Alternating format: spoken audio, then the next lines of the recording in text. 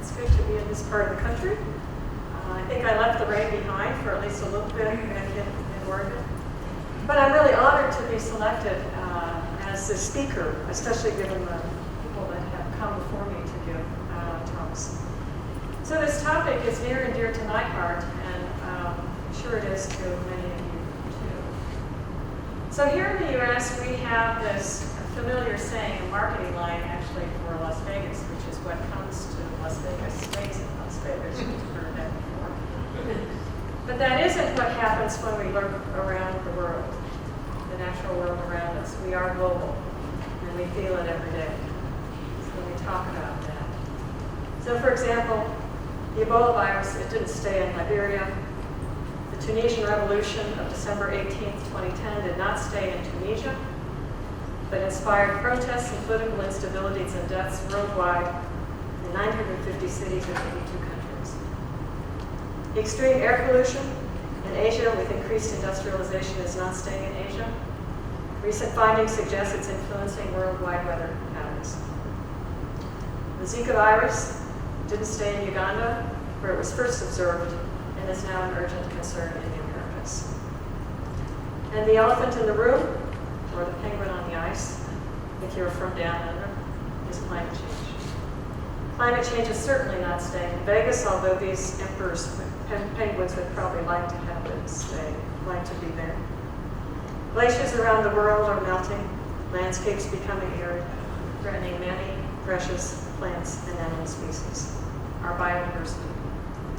Currently, the human impact of climate change is most pronounced in countries of lower economic means that don't have the strength and economies to be able to adjust to them. But what is happening in these countries foreshadows what we will see in more prosperous countries such as ours. Finding solutions to this myriad of problems, global issues, require all of us to be involved. All of us to find and recruit talents from every segment of our society and our world to take on the scientific challenges that we face today. And we need to have international collaborations that go beyond the traditional ones in Europe, in the US, Japan, Australia, Britain. We need to go beyond that. For geoscientists studying natural disasters, your science does indeed go beyond those boundaries, naturally global, with major volcanic eruptions everywhere and earthquakes, too, cover the globe, that are more influenced by tectonic plates, tectonic issues than politically imposed boundaries that we have. Many geographers, ecologists, anthropologists also have amazing opportunities to be involved in international collaborations in far-off places. And physicists, they have their share of international collaborations with shared facilities such as the Large Hadron Collider in Switzerland, the largest and most powerful particle collider, or light source facilities with names that sound more like cartoon characters, that with the intense beams, X-ray beams, ultraviolet beams, and ultraviolet light that is produced by Bessie, Felix, Sesame, Delcy, and Elsa.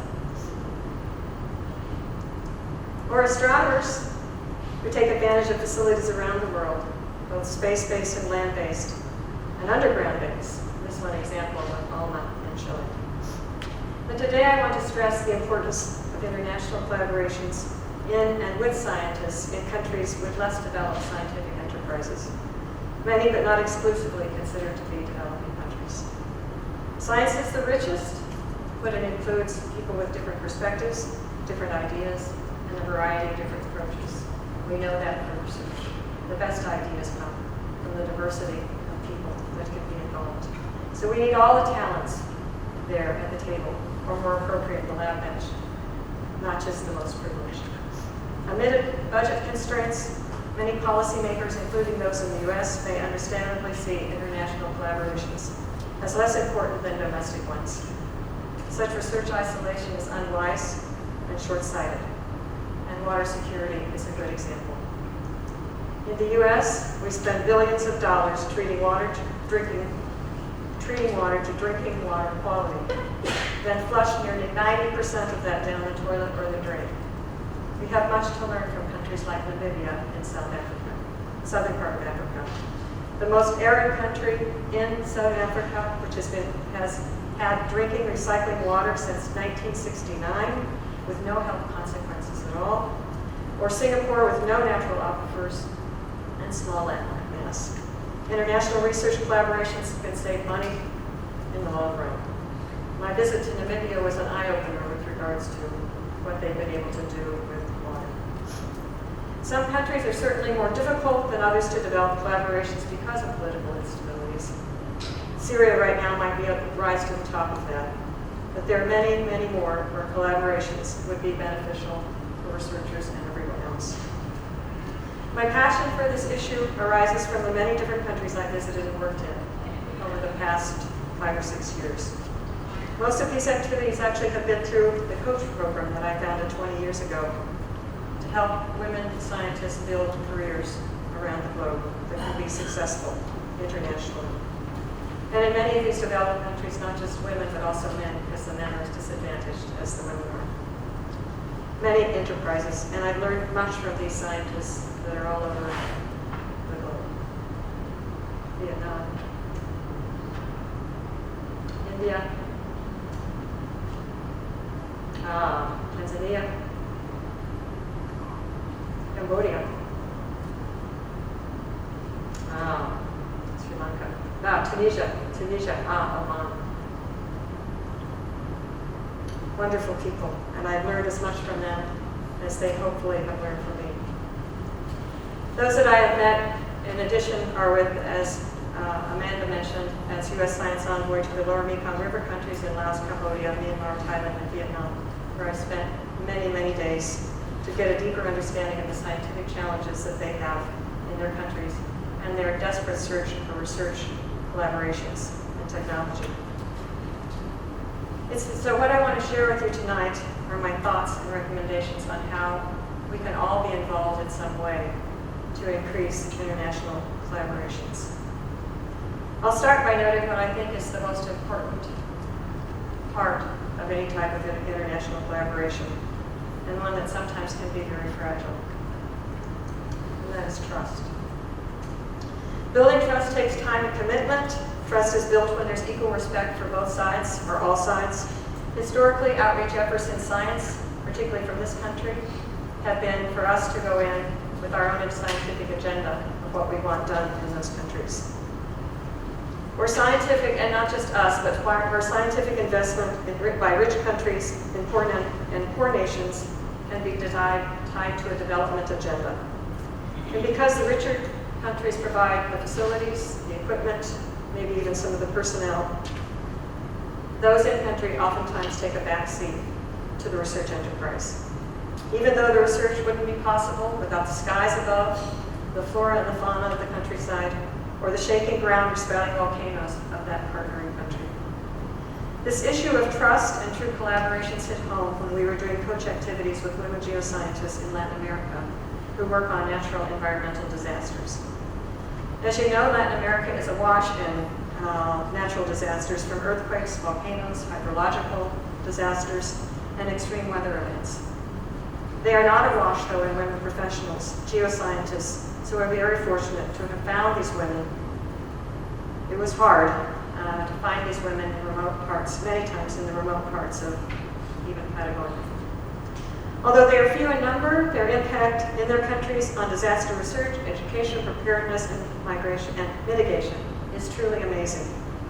Many have assisted efforts from scientists from the United States, for example, as they put in seismographs to feel the shaking ground, or equipment to be able to understand how rivers flow or don't, or flood. But oftentimes, as we heard, they're left out of the data analysis, and they're left out of authorship on the papers. A very sad story. We can do better than that. Because without their help, access to the landscape, the research would not have gotten done, and therefore very unused talents.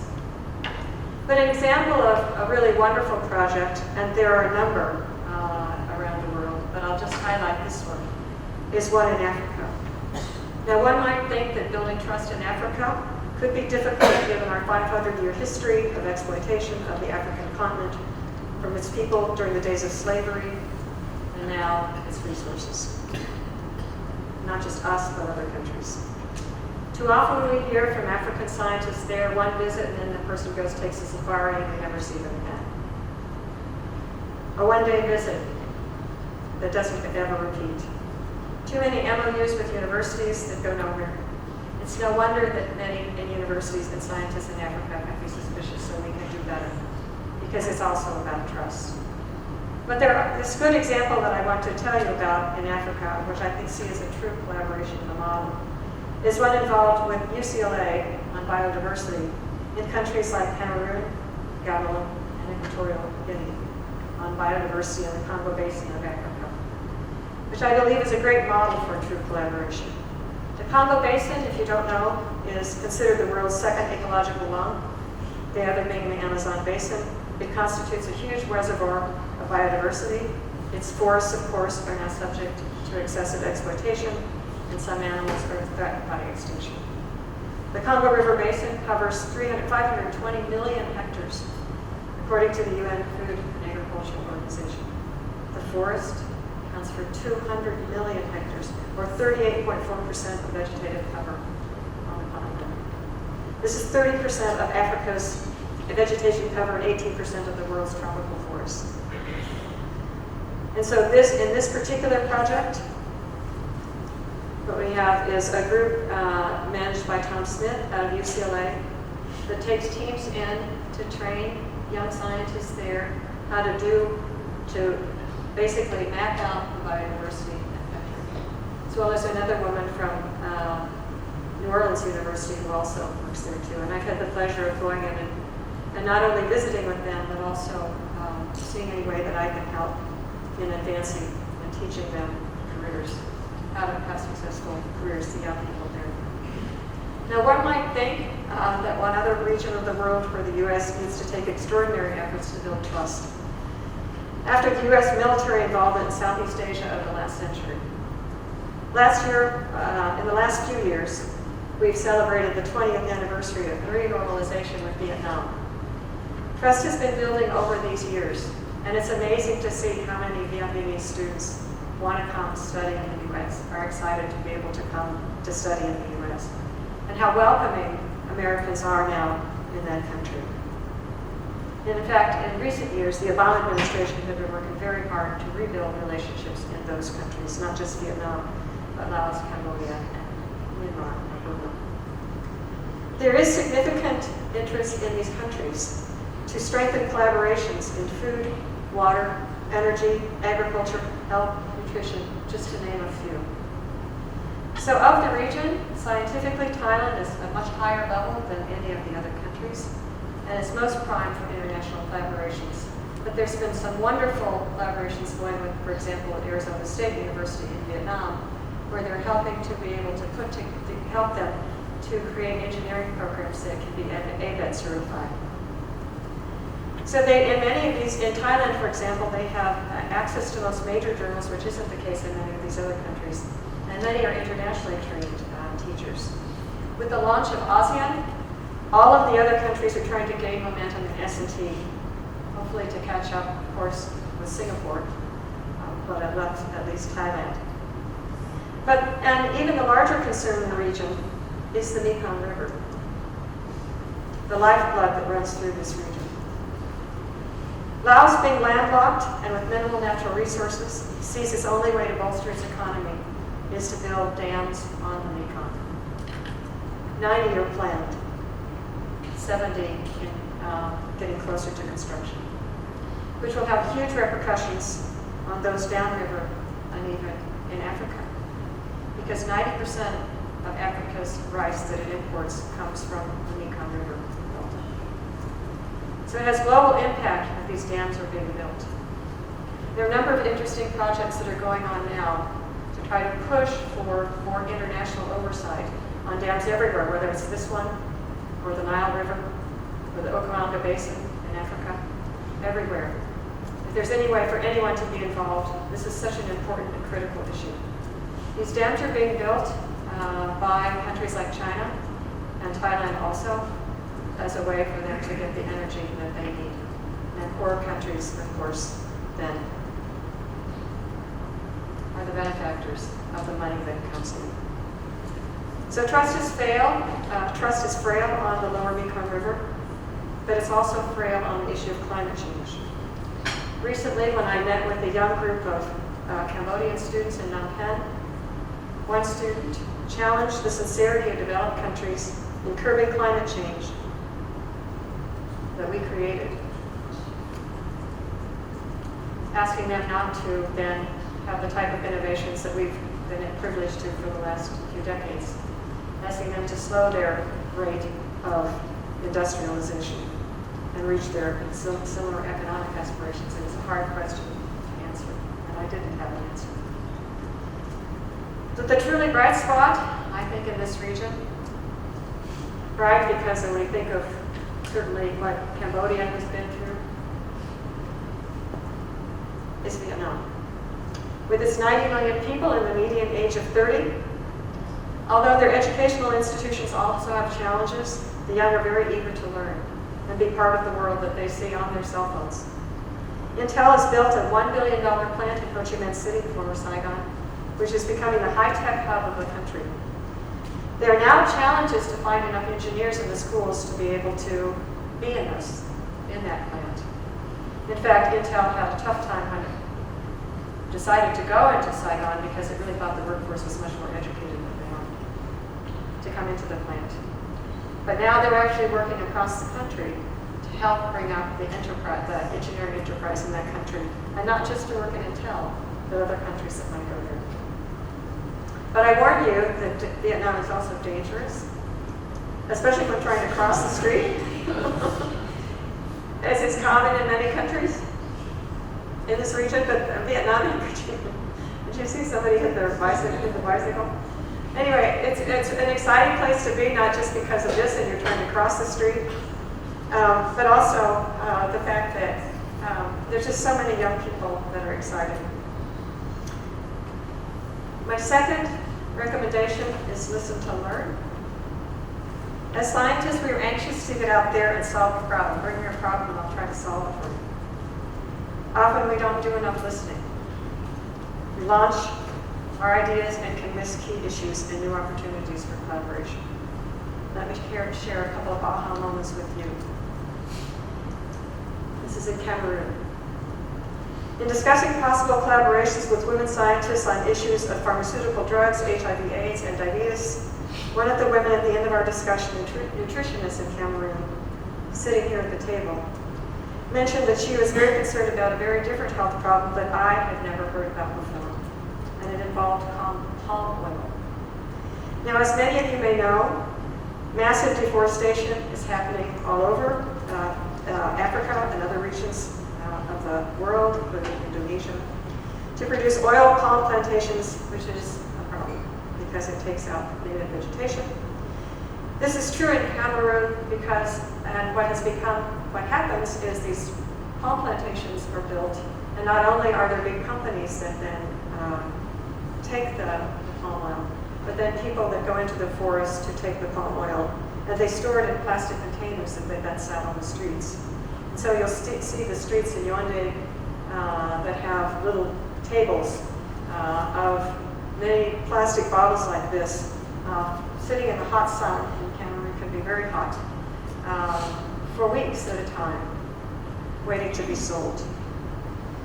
So in careful inspection, you can look at these. Many of these plastic bottles are recycled water bottles that never had the intention of ever holding water a second time, let alone an oil, where the plasticizers can just come out of the plastic in the bottles and go into the oil and are endocrine disruptors. This particular woman realizes this, an organic chemist, and is very concerned about this. And so what she has done is she has a little radio station of her own where she's trying to get out the message to people to not do this, to not take this oil that's been sitting in these bottles and cook with it because it won't purify it. Then telling a story to someone else in the country from the UCLA group that I mentioned before, a physicist. And I said this, oh my God, I was stunned by this because they don't have, the problem is that this woman doesn't have the capacity to analyze the oil in the bottles to prove what's going on. And yet, you can imagine a student in this country easy taking on this project and studying and giving the kind of data that she needs in order to back it up from the government. So I was mentioning this to a physicist with the UCLA group, and he said, oh my gosh, does that make a difference? That's a physicist, right? He doesn't understand the solubility thing. I'm married to one, so it's okay. I can make fun of him. But he said to me, well, my family used to wrap food in banana leaves when they put it over a fire to cook it. But now it's just much easier to coat it, to wrap plastic around it to put it over the open fire. Is that a problem? To which I said yes. And then we had a little discussion about it. So in the area of education of listening, there's much. This is a group of, so geoscientists, our women colleagues that we met there, had many of the teachers that are in these schools, particularly in remote areas such as in Patagonia. They're trying very hard to teach their students about natural disasters, but they have no textbooks. Because a lot of the textbooks that are involved in teaching students are in English, and the students don't speak English. So she would love to have collaborations where people could actually translate these books. They don't necessarily have access to the web, but at least have some kind of translation that you could use in partnering together. And so this picture actually is of the U.S. Embassy in Santiago, where we ran one of our projects there. And this is a picture of some young middle school girls that the embassy hosted this, U.S. Embassy hosted this. And these young girls were brought to there to learn science. These are little volcano demos. And to learn science there, and they were brought by their teachers. Their teachers brought them because these girls were all from families that had serious drug problems, so these children barely ever saw their parents, certainly in a state where they could care for them. So being more aware of that and the fact that these teachers are there to guide them was something that I listened to and learned from also. In Cameroon, in Africa, many parts of Africa, this is a picture of an organic chemistry laboratory in Cameroon. There are no windows, there don't need to be windows, there are no hoods because it's open to the outside already, and I'm coming into the front door going in. And so anything that's done in there is done by groups of 8 or 10, not just one person, because the glassware is so precious for them to be using at all, but they still try.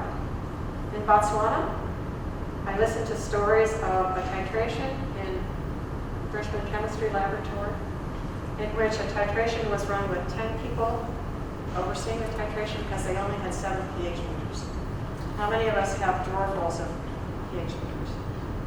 Ways to couple with these countries to see if there's a way. My blue sky idea is to have departments, students in departments, adopt a department over there. If nothing else, to help in Skype repairs, because repairs are a huge issue in the country, but also to help in any way to form collaborations and networks to help with any type of instrumentation. It doesn't solve all the problems, but it gives our students a better education of how privileged we are in this country to have what we have. Many don't have access to the internet, but increasingly they do. This is a picture of students in Cambodia.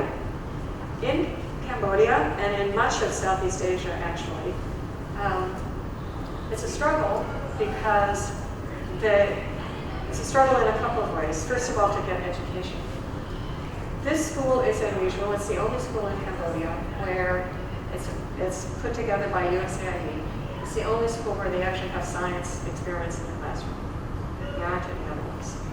And you'll notice, this is the hydrogen flame test, to see hydrogen being released with the sticks. And if you'll notice, they don't have eyewear on, right? They just have the cotton masks that can catch on fire when the flames come up. Well, I was taken aback by this, but to them, it was wonderful to even have something like that.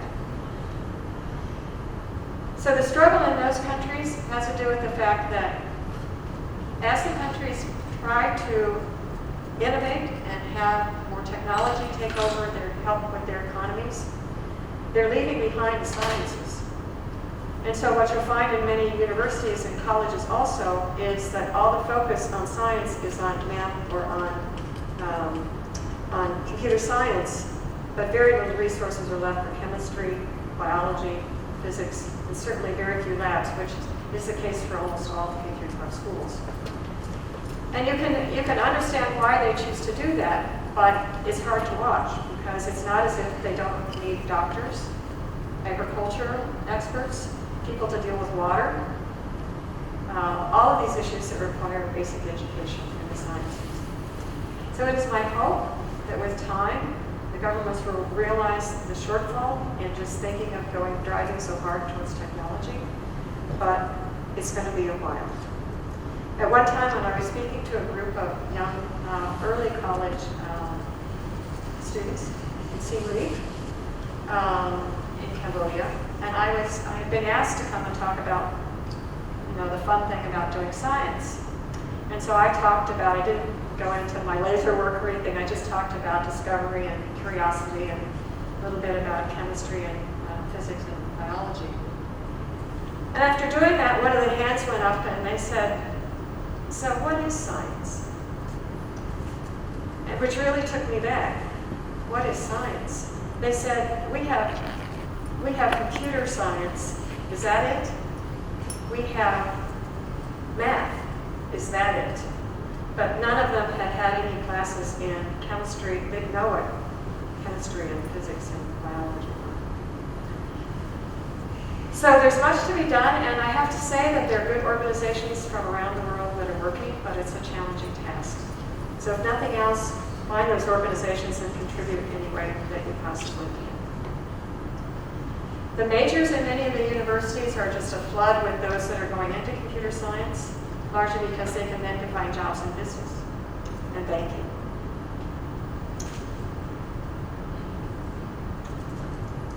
The next is women in science. Through all these countries, I have met the most amazing women scientists, hundreds of them, probably several thousand at this point, all motivated to be successful in their research and teaching. And I consistently hear the story that as undergraduates, the women outperform the men. And this is everywhere. This is everywhere. But there's a stopping point at which these young women do not enter the job market even after getting their undergraduate degree because of marriage and childcare issues. And most of them decide then to step away. It is an exception when women scientists make it into any leadership or policy-making positions. The Middle East and North African countries have some fantastic women in science with challenges and opportunities that vary across the spectrum. One physicist in Algeria said that the life at home with her husband's family, because a lot of times the women, once they marry, they have to take care of not only their own children and their husband, but also their husband's families. So they go home and spend 3 or 4 hours cooking at night, not microwaves, in order to feed the family. You hear that a lot in India, especially. This woman from Algeria, the physicist, said life at home was so difficult that she found solace and enjoyment in going to work to do her physics. In Pakistan, we've heard stories of women who get a physics degree because that increases their chances of getting a highly educated husband in their prearranged marriage system. This is in contrast to neighboring Tunisia. This is Tunisia, where women have had unparalleled access to freedom. In 1962, women were able to access birth control, and by 1965, abortion was legalized, 8 years before the U.S. They also played an unprecedented role in the 2011 revolution in Tunisia.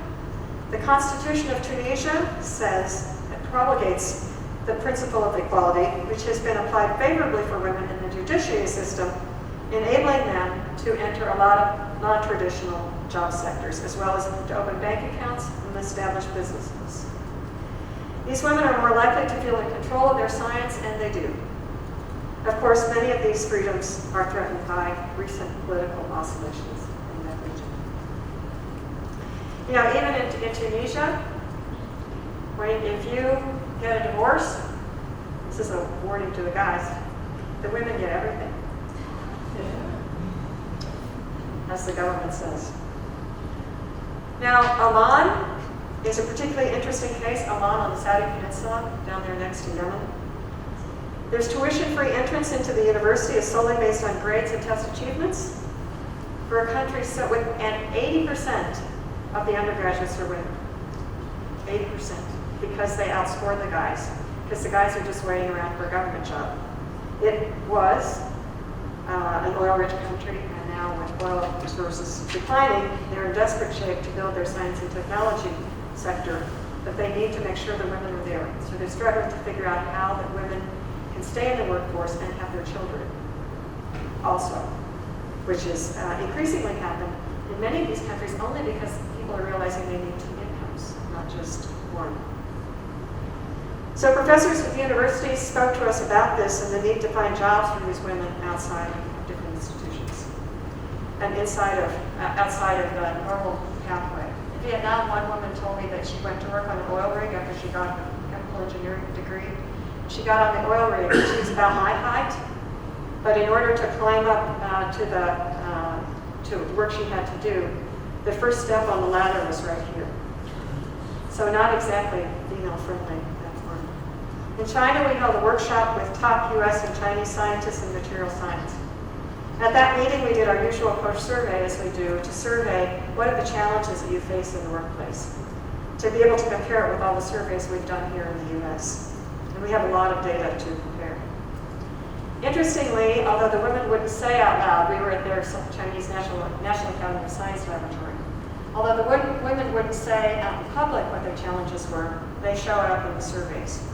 And we found out in these surveys, which were confidential, we found out in these surveys that the women were having the same challenges that we have here in the US. Often lacks of access to leadership positions, resources, control of one's career. Except the only one difference had to do with committees. Here in the US, the women are always complaining we're put on way too many committees, every search committee that ever was formed on campus. And in China, they were saying, we never get put on committees.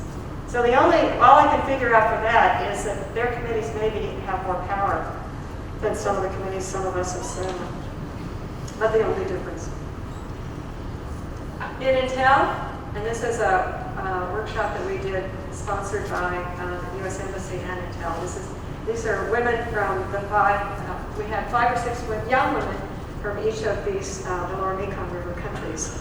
And it was run by a fantastic, the plant, this huge plant now in Ho Chi Minh City, is actually run by a fantastic female engineer, Sherry Bover, who is actually Vietnamese, but American born. In early 2016, we ran this workshop with these young women in IT from all these different countries. And Sherry was literally mobbed by these women because they weren't used to seeing a woman in such high-level position. To them, she was a rock star. And at that time, it wasn't just Intel in Vietnam that a woman had a plant, but also in India, in Delhi. And that's Kula Srivanasi, and her involvement in women in science is really fantastic. In many parts of Africa, we've learned, and I haven't hit all the countries in Africa, but about a dozen or so. In many parts of Africa, I've learned that a lack of young women that pursue careers are for reasons that make me very sad. Now, given that many countries in Africa do not give PhDs in science, and find the countries, it would be Kenya, Ghana, South Africa, a little bit in Botswana.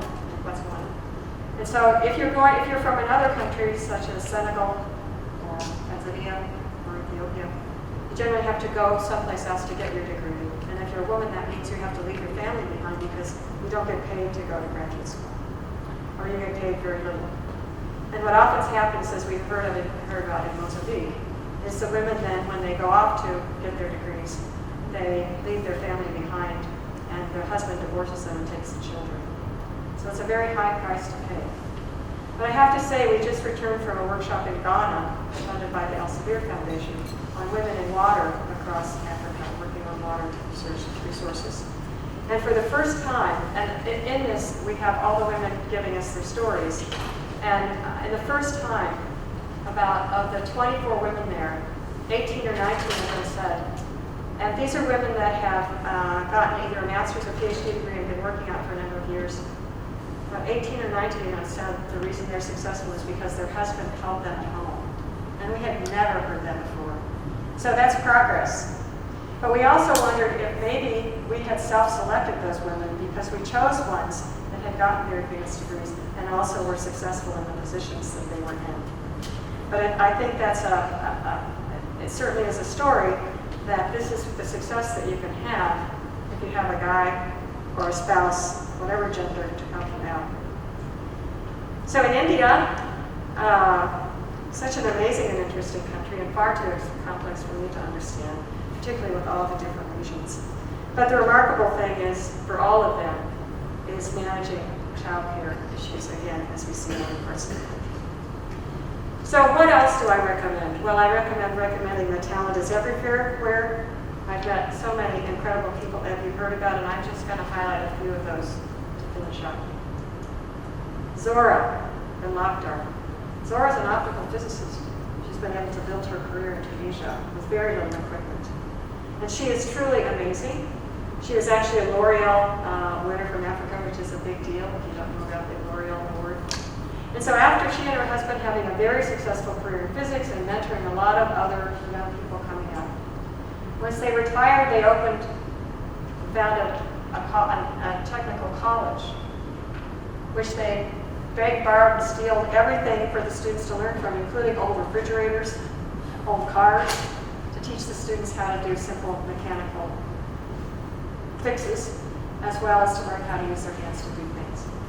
When I went back about 3 years later, only I think it was last year, they had then opened a grade school to help teach little kids science in Tunisia. And there was Zora walking through the halls with all these, I'm from Kansas, so all these little munchkins, I call them, grabbing onto her dress, her pants, because they saw her as their science mom. So she's truly amazing. Another one is Jackie King.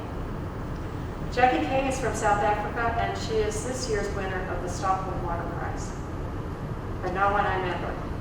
And I was so amazed by her, because what she has done, almost single-handedly, is to get together teams of people to understand, to basically map out very difficult basins, to understand water flow in those basins, and also to understand the impact on biodiversity and water flow if they were dammed.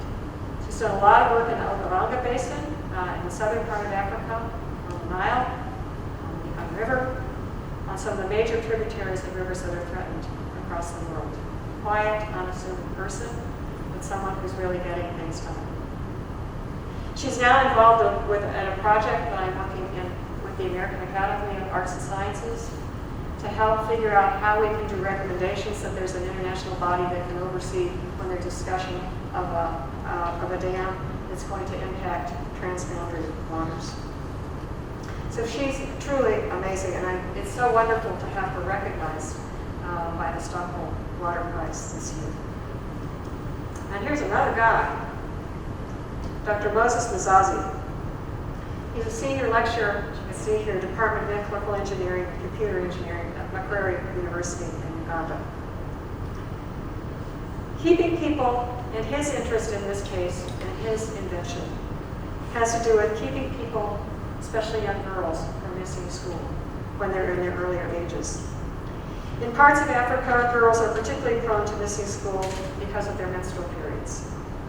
In total, a young girl will miss 10 to 20% of her school days because she will not go to school during her menstrual period because of the fact she doesn't have any type of pads or way to stop the embarrassment of having an accident. Sanitary pads are far too expensive and hard to get.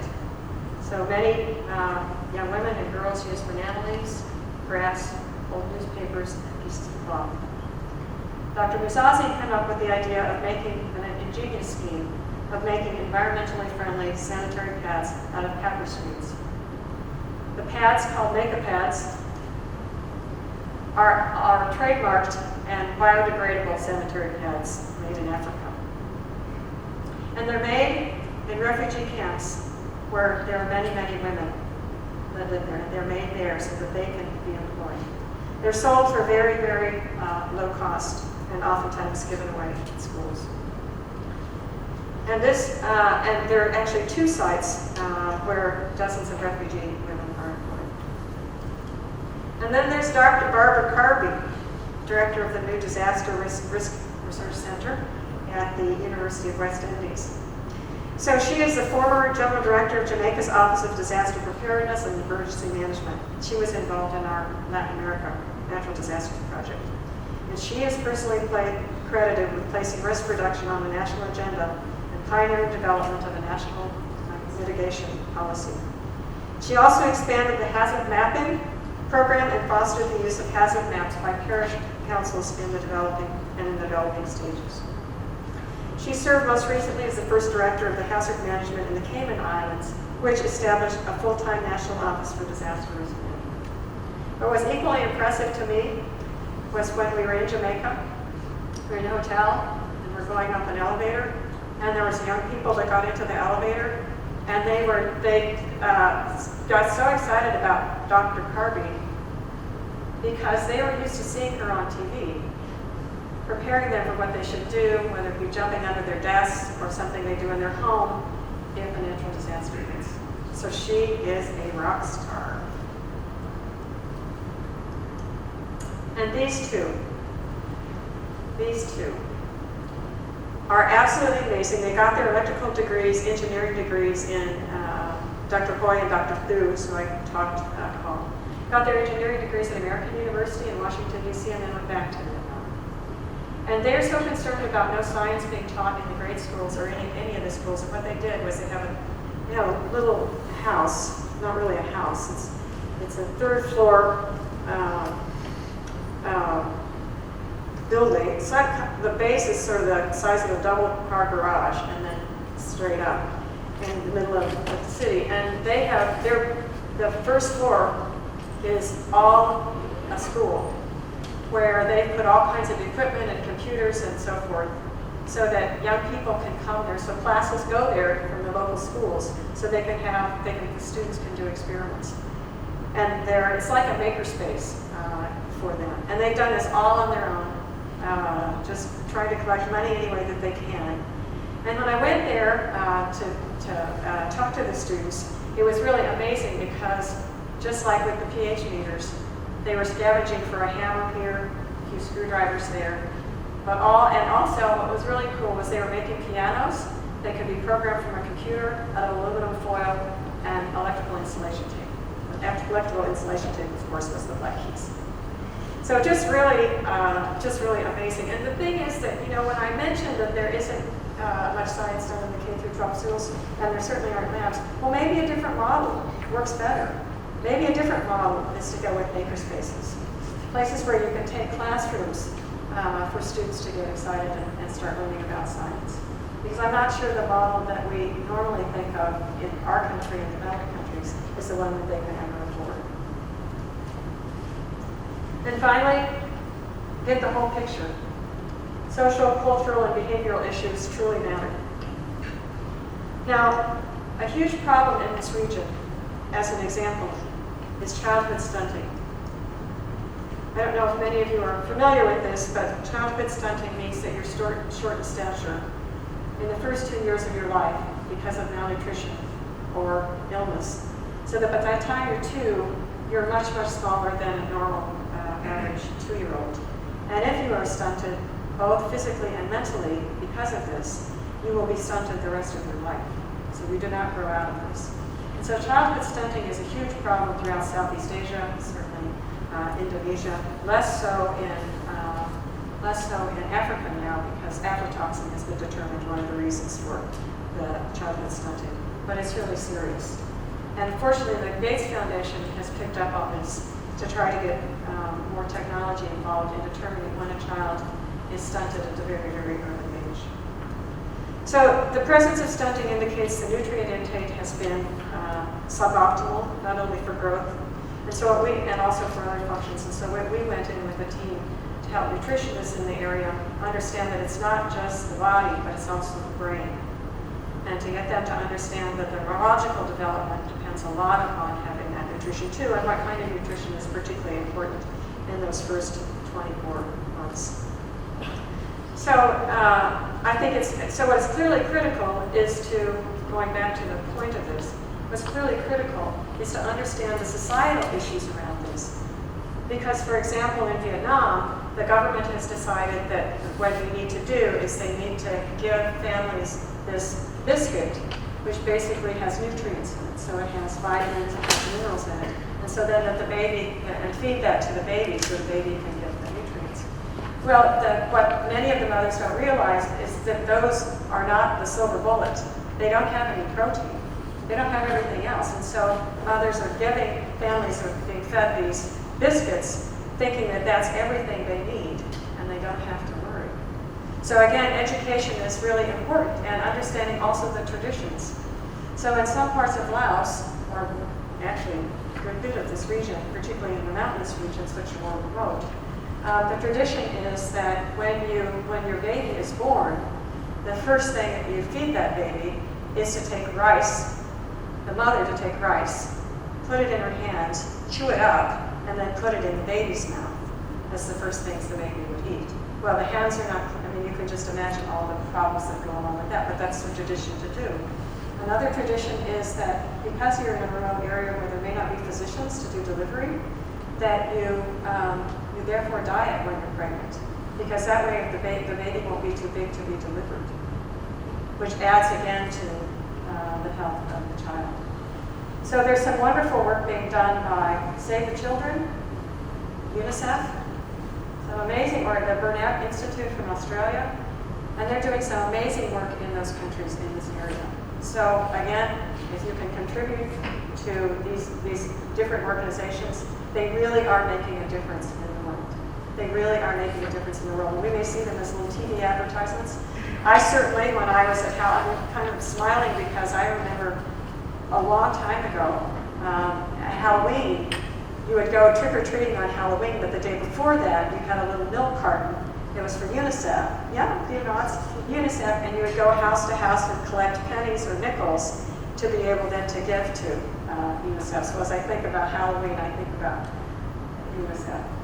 Because they are making a difference in this country. But when you think about people from Asian countries that are very small, some of that is a result of this childhood stunting, which then, as we know, genetically can be passed on with the new information we have about genetics.